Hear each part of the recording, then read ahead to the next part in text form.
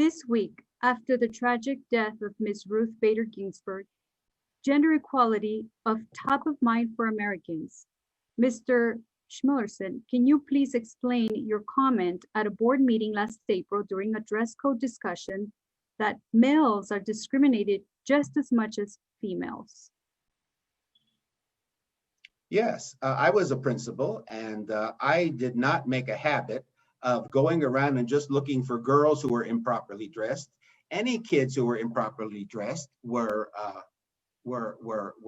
questioned and talked about and asked them to please change that, either tuck that in or pick those pants up. Those are boys, and there's no reason why we should discriminate between girls and boys as far as dress code goes. I mean, it's just logical. I've been at school. I see what happens, and I know that nobody should be picked on, whether that for their race, for their gender. It makes no difference. There's rules at school. Everyone follows the rules at school, and that's how we handle it. I don't. Well, at least where I was principal, we would never pick on girls and not pick on boys. That just didn't happen. That just did not happen.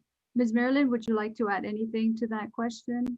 Yes, I would. You know, like Justice Ginsburg said, you know, we have a problem with gender equity. She was a champion of gender rights for a reason, because we didn't have them. Women did not have a fair place in our society until someone like her changed some really significant rules.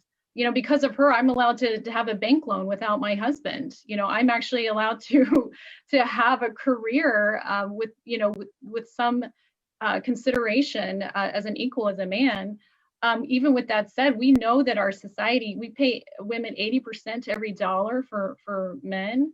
I mean, this is a problem that our entire society has, and it does exist in our schools. Our young women at schools, we see many issues related to them being victimized. You know, I've seen studies about, you know, our young Black girls they are perceived, there's this over sexualization that will happen, and this is what this dress code is about. It's about really objectifying women in ways that are that it just make all of our skin crawl when we talk about these things. This is real. These issues are shocking, and they exist.